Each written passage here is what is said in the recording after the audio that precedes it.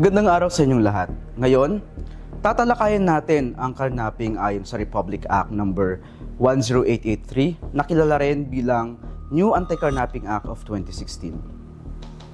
Upang maintindihan ang krimen na ito, mahalagang maunawaan muna kung ano ang itinuturing na motor vehicle o sasakyan. Ayon sa batas, ang motor vehicle ay tumutukoy sa anumang sasakyang pinapatakbo ng anumang lakas maliban sa lakas ng tao na gumagamit ng pampublikong kalsada.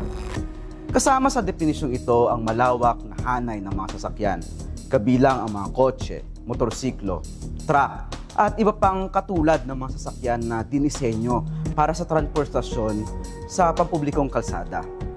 Pag-usapan natin ang mga elemento ng karnaping. Alinsunod sa batas, ang karnaping ay ang pagkuha na may intensyong kumita ng isang sasakyan na pag-aari ng iba nang walang pahintulot ng may-ari o sa pamamagitan ng karahasan laban sa o pananakot sa mga tao o sa pamamagitan ng paggamit ng puwersa sa mga bagay. Ating isa-isahin ang mga elemento ng krimen na ito. Una, dapat magkaroon ng iligal na pagkuha ng isang sasakyan na nangangahulugang pisikal na paglipat o pag-agaw sa pag-aari ng may-ari. Pangalawa, ang sasakyan ay dapat pag-aari ng ibang tao. Mahalagang tandaan, ayon sa desisyon ng Korte Suprema sa kasong People of the Philippines versus Garcia and Bernabe, na hindi mahalaga kung ang tao na pinagkunan ng sasakyan ay hindi ang may-ari nito. Ang mahalaga ay ang sasakyan na kinuha niya ay pag-aari ng iba. Pangatlo, ang pagkuha ay dapat ginawa ng walang pahintulot ng may-ari o sa pamamagitan ng paggamit ng karahasan o pananakot laban sa mga tao o sa pamamagitan ng paggamit ng puwersa sa mga bagay. Pang-apat o panghuling elemento, ang pagkuha ay dapat may motibong kumita. Ang intensyong kumita ay tumutukoy sa anumang benepisyo, kita o pakinabang na nais makuha ng nagkasala mula sa iligal na pagkuha ng sasakyan. Dumako tayo sa mga parusa para sa karnaping. Tulad ng ibang malulubhang krimen, ang mga parusa para sa karnaping ay mabigat at nakadepende sa paraan ng pagkakagawa ng mga ito.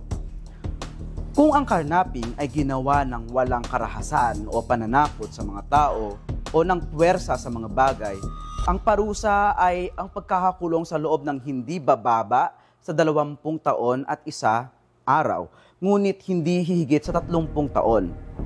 Kung ang karnaping ay ginawa sa pamamagitan ng karahasan o pananakot laban sa mga tao o sa paggamit ng puwersa sa mga bagay, ang parusa ay pagkakakulong sa 30 taon at 1 araw, ngunit hindi hihigit sa 40 taon. Kung ang karnaping ay ginawa sa pamamagitan ng karahasan o pananakot at nagresulta sa pagpatay o panggagahasa sa may-ari, driver o sakay ng sasakyan, ang ipapataw na parusa ay habang buhay na pagkakakulong. Ang karnaping ay isang malubhang krimen sa ilalim ng batas ng Pilipinas na may kasamang mabigat na parusa na sumasalamin sa bigat ng krimen. Ang pag-unawa sa mga legal na definisyon at elementong ito ay mahalaga para sa mga legal na tagapagtaguyod at sa publiko upang matiyak ang pagsunod sa batas at proteksyon ng ating mga karapatan. Maraming salamat sa inyong lahat. Muli, ito ang inyong lingkod, Atty. Leo, nagsasabing kaalaman sa batas, gabay sa kapayapaan at katarungan.